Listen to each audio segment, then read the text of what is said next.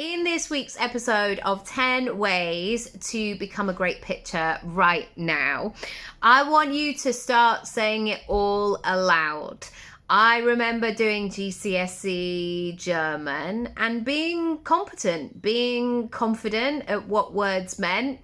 There is nothing like that moment where you have to do the oral section of it and start having conversations.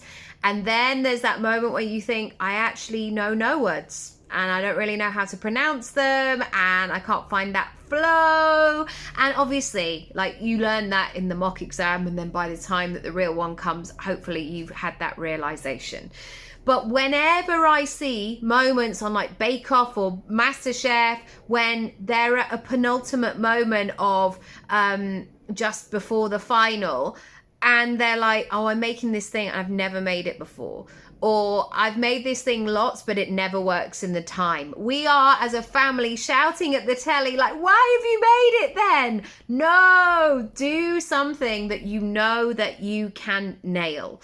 It's the same with pitching. It's the same about going into rooms. You learn how to do that by doing it. You don't do it by just, I guess, like thinking about it in your head. You have to be able to say it. You have to be willing to have that awful moment where you're like, oh no, that's what my voice looks like, sounds like. That's what I look like on camera. That is how you learn. I actually had a moment like this last night where I did something that felt like out of my comfort zone, even though it shouldn't have been. I had the anxiety that it would feel like it was out of my comfort zone.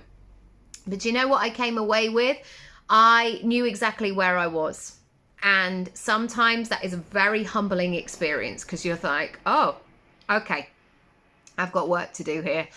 Okay, that thing that I thought I could do very easily, it's rusty and it needs some improvement. And those sorts of things are so useful. It's really easy, actually, to stay behind the scenes and kid yourself that you're on track and you're doing it. But actually saying something out loud and being that person, it's going to tell you so much.